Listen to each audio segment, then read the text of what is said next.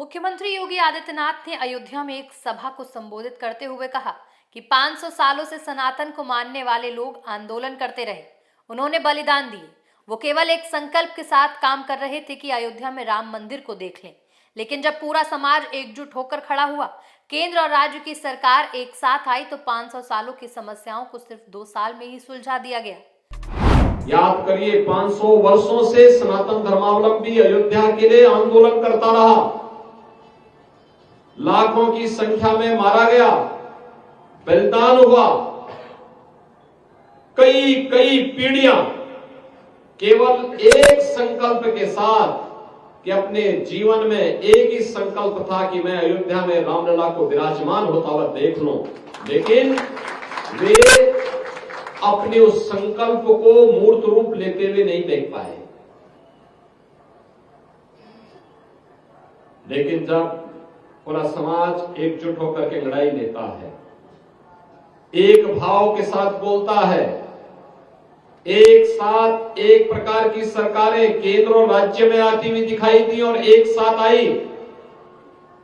जो समस्या 500 वर्षों से समाधान नहीं हो रही थी, मात्र 2 वर्ष में उस समस्या का समाधान हो गया, मात्र 2 वर्ष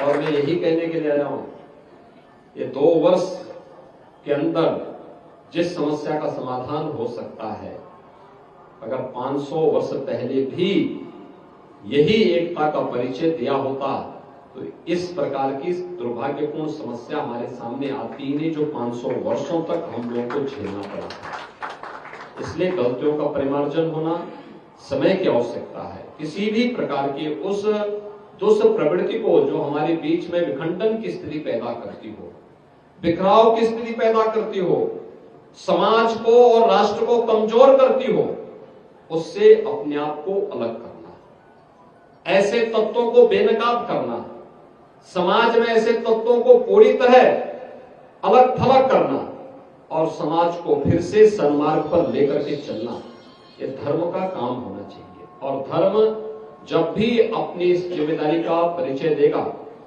तो दुनिया की कोई ताकत सनातन धर्म के सामने टिक नहीं पाएगा। मुख्यमंत्री योगी आदित्यनाथ ने राम जन्मभूमि मार्ग पर स्थित सुग्रीव किला के नवनिर्मित राज गोपुरम का लोकार्पण करने के बाद संतों एवं श्रद्धालुओं को संबोधित करते हुए ये बात कही। योगी आदित्यनाथ लगातार चुनाव के चलते रैलियों और जनसभाओं को संबोधित कर रहे थे। इससे पहले उन्होंने बटेंगे तो कटेंगे, एक रहेंगे तो सेफ रहेंगे का नारा दिया था। देश तब गुलाम हुआ था जब हिंदू बटा था। और भाइयों, अब बटना नहीं है, बटे थे तो कटे थे, बटे थे तो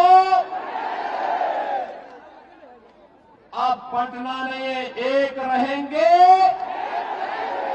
एक रहेंगे।